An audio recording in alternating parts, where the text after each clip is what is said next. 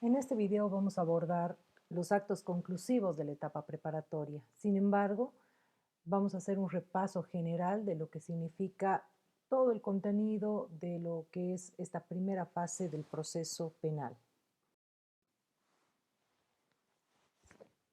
La etapa preparatoria, conforme habíamos iniciado el estudio de los procedimientos, es la primera fase del procedimiento común. Esta fase del procedimiento común está dividida a su interior en tres subfases conforme lo ha determinado el Tribunal Constitucional en la sentencia constitucional 1036, quebrado 2002. Y de esa forma tenemos que a su interior se tienen primero la investigación preliminar, luego el desarrollo de la etapa preparatoria y finalmente los actos conclusivos. El proceso en sí da inicio con lo que son los actos iniciales que, conforme habíamos ya estudiado, están constituidos por la denuncia, la querella y lo que es la actuación de oficio a través fundamentalmente de lo que es la intervención policial preventiva. La denuncia, que puede ser verbal o escrita, puede presentarse tanto ante la policía como ante el Ministerio Público. Cuando el policía recibe o la Policía Nacional recibe la denuncia, en el plazo de 24 horas, eleva esta denuncia al Ministerio Público, el que a su vez en el plazo de 24 horas va a dar el correspondiente informe de inicio de investigación al juez de instrucción. Y a la par lo que hace es emitir las directrices para que el policía despliegue la investigación, porque debemos recordar que la Policía Nacional, a través de lo que es la policía especializada en lo que es la investigación, lo que antes se denominaba como Policía Técnica Judicial, hoy denominada como Fuerza Especial de Lucha contra el Crimen, es el brazo operativo del Ministerio Público. La querella, que es ya una formalización de parte de la víctima para poder iniciar el proceso, es necesariamente escrita, se presenta únicamente ante el Ministerio Público, quien va a notificar al imputado o al denunciado o al querellado a efectos de que pueda en el plazo de 3 días formular la objeción a esta querella, objeción que se formula ante el juez de instrucción, quien en el plazo de 3 días va a verificar una audiencia donde va a solventar la resolución de esta objeción. Y finalmente lo que es la actuación de oficio, que generalmente, no únicamente, pero generalmente se produce cuando hay aprendido. Por eso es de que la norma nos señala que en estos casos de aprendido, dentro del plazo de 8 horas, la Policía Nacional debe informar al Ministerio Público y a su vez va a informar al juez dentro de las 24 horas y en realidad tiene que poner en ese plazo a disposición del juez al aprendido, ¿no? Para que pueda determinarse su situación procesal. También habíamos dicho de que conforme lo ha establecido la Ley 260 en su artículo 55, se ha generado una modificación realmente procesal a través de una ley orgánica, incluyendo la posibilidad de lo que significa la desestimación de las denuncias, de las querellas o de los informes de intervención policial preventiva. Este es un procedimiento que habilita la ley orgánica, reitero, a efectos de que de inicio, sin que exista siquiera una investigación preliminar, pueda desestimarse la acción en realidad a través de lo que sea la denuncia, la querella o la actuación de oficio. Una vez que se despliega la investigación preliminar, consideremos que se trata de una actuación, si se quiere, sin aprendido, decíamos de que se da informe al juez y a su vez lo que se hace es devolver los antecedentes al policía con una directriz. ¿Para qué? Para que despliegue la investigación preliminar. Entonces, en ese contexto hay un plazo de 20 días para que se despliegue esta investigación preliminar y el policía, luego de agotado el plazo o agotadas las directrices que le hayan señalado, eleva un informe al Ministerio Público para que el Ministerio Público realice el estudio de las actuaciones policiales. Ahora bien, de esa actividad pueden surgir diversas posibilidades. Primero, puede ser de que el Ministerio Público decida imputar formalmente el hecho delictivo a la persona investigada. También puede ocurrir de que no se hayan agotado las diligencias investigativas En ese contexto, lo que se hace es que el Ministerio Público disponga la complementación de las diligencias. A tal efecto, ya también lo habíamos estudiado, solamente lo estamos repasando, puede disponer una ampliación, la que debe ser informada al juez, también por un plazo de 60 días, y hemos visto que en algunos supuestos excepcionales también se puede generar por un plazo mayor. También puede ser de que el Ministerio Público disponga el rechazo de las investigaciones, bajo lo que determina específicamente el artículo 304 y los supuestos que él establece y que ya los hemos estudiado, solamente debemos recordar haciendo un repaso general. Y al mismo tiempo también se tiene que, el Ministerio Público puede disponer la aplicación de salidas alternativas. De esa manera se tiene que, bueno, de estas 4 posibilidades que se generan en el estudio de las actuaciones policiales, solamente la imputación formal va a aperturar la segunda subfase de la etapa preparatoria, es decir, el desarrollo de la etapa preparatoria, y esta etapa preparatoria va a tener una duración de 6 meses desde la notificación con la imputación. Ojo que aquí, conforme ya lo habíamos visto, puede generarse un plazo mayor por aquello que se denomina las imputaciones sucesivas, es decir, cuando está agotándose los 6 meses, si se amplía la imputación a otra persona, vuelven a correr otros 6 meses más a partir de la última notificación al último de los imputados. Bien, lo que sí hoy debemos, si se quiere revisar, estudiar, son los actos conclusivos, es decir, esta última subfase de la etapa preparatoria, en la que más bien se va a agotar esta etapa.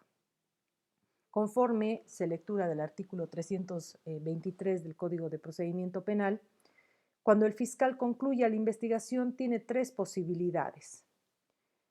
Puede, en primer término, presentar ante el juez la acusación, si es que estima que la investigación proporciona fundamento para el enjuiciamiento público del imputado.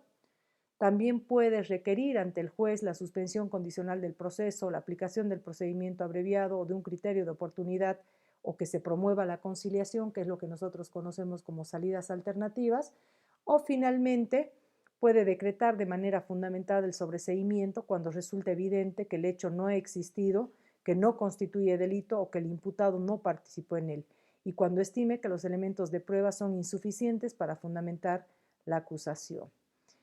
Entonces, esos son los 3 actos conclusivos que están definidos en lo que significa el artículo 323 del Código de Procedimiento Penal.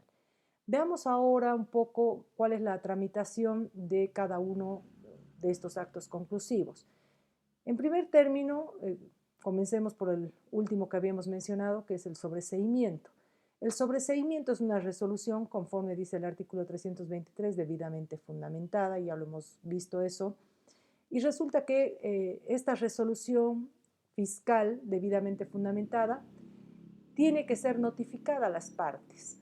¿Por qué? Porque va a generar, como tiene un efecto, si se quiere, de pretender archivar la causa, si se quiere. Bajo ese contexto, lógicamente, puede merecer una impugnación.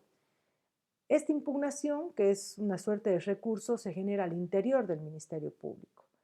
Esta impugnación significa que las partes pueden verificar el cuestionamiento de la resolución de sobreseimiento dentro del plazo de 5 días siguientes a su notificación, y esta impugnación se va a presentar ante el mismo fiscal que haya dictado el sobreseimiento. Ahora bien, esto se genera, ¿por qué? Porque, como les decía anteriormente, una vez que se decreta el sobreseimiento, se va a notificar a las partes en el plazo de 24 horas para que puedan presentar esta impugnación. Recordando, ahí les consignaba, el rechazo, que también es una resolución que se genera en otra etapa del proceso, para concluir la etapa preliminar, también puede ser objetado en el plazo de 5 días. Entonces, en el plazo de 24 horas, por lo que ahora se denomina el buzón digital, se notifica a las partes y las partes tienen estos 5 días. Una vez que se recibe la impugnación, o en los supuestos en los que no haya querellante, dice la norma, de oficio, eso quiere decir de que son 2 circunstancias por las cuales se va a elevar al fiscal departamental, que es el que va a conocer la impugnación, la revisión de este sobreseimiento. Dos casos. El primer caso es cuando haya una impugnación y el segundo caso es cuando no haya querellante. En ese supuesto, de oficio debe subir los antecedentes ante el fiscal departamental. Pero además de eso, tiene que informar al juez instructor, que es el que lleva el control de la investigación, acerca de la impugnación.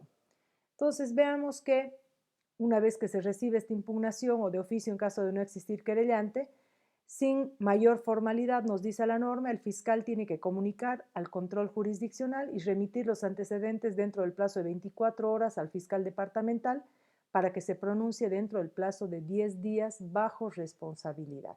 Entonces, el fiscal departamental, que es el fiscal jerárquicamente superior, va a ser el que analice esta impugnación o esta resolución.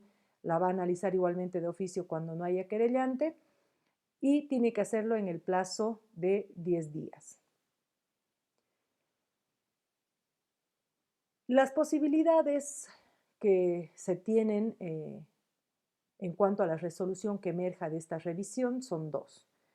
La norma establece que puede revocar el sobreseimiento, caso en el cual, si es que se revoca, el fiscal departamental tiene que intimar al fiscal inferior o a cualquier otro para que dentro de los 10 días presente requerimiento conclusivo de acusación ante el juez, jueza, ya sea que vaya a tocar al juez de sentencia o tribunal de sentencia. Por eso es de que, conforme está en la diapositiva, yo les consignaba ahí una flecha dirigiendo. Si es que hay una revocatoria, lo que se hace es derivar a lo que significa. La segunda posibilidad en cuanto a lo que significa la actuación del fiscal departamental es que ratifique la resolución de sobreseimiento. En este caso, si es que se ratifica, se dispone la conclusión del proceso con relación al imputado en cuyo favor se haya dictado y además se dispone la cesación de todas las medidas cautelares y la cancelación de sus antecedentes penales. Aquí lo que se va a generar es realmente un archivo de obrados y este sobreseimiento bajo esas pautas va a equivaler, si se quiere, a una verdadera sentencia absolutoria, va a surtir, si se quiere, los mismos efectos. Ello conforme dice la última parte del artículo 324 en cuanto a que el sobreseimiento no impugnado o el ratificado impedirá un nuevo proceso penal por el mismo hecho sin perjuicio de que la víctima reclame el resarcimiento del daño por la vía civil, salvo que el sobreseimiento se funde en la inexistencia del hecho o en la no participación del imputado, caso en el cual incluso la responsabilidad civil va a estar absolutamente exenta, ¿no? Ahora bien, si es que el acto conclusivo que se presenta es el de la acusación, se tiene que, esta acusación se tiene que presentar ante el juez de instrucción. ¿Por qué se hace esto? Porque es el que lleva el control de la investigación y tiene que dar de baja ese control de la investigación. Entonces, este juez de instrucción, en el plazo de 24 horas, va a sortear la causa a través del sistema informático de gestión de causas o por la oficina gestora de procesos y de esa manera va a remitir los antecedentes ante, ya sea, dependiendo del caso, un juez de sentencia o un tribunal de sentencia, dependiendo de la tipología de delitos, ya que la competencia funcional de los jueces en materia penal viene definida en la parte general. Entonces, dependiendo de la tipología de delitos, reitero, se va a remitir los antecedentes ante un juez de sentencia o ante un tribunal de sentencia para que conozcan ya el juzgamiento oral.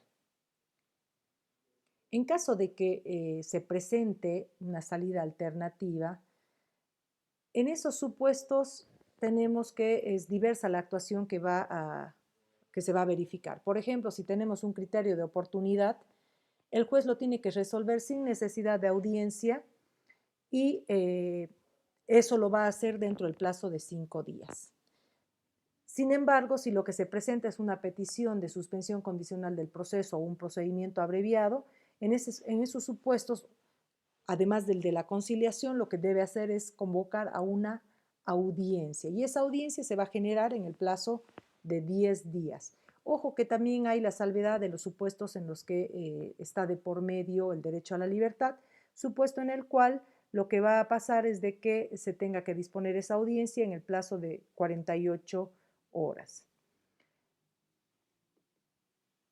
Esos son los supuestos que están regulados en cuanto a lo que significa los actos conclusivos de la etapa preparatoria.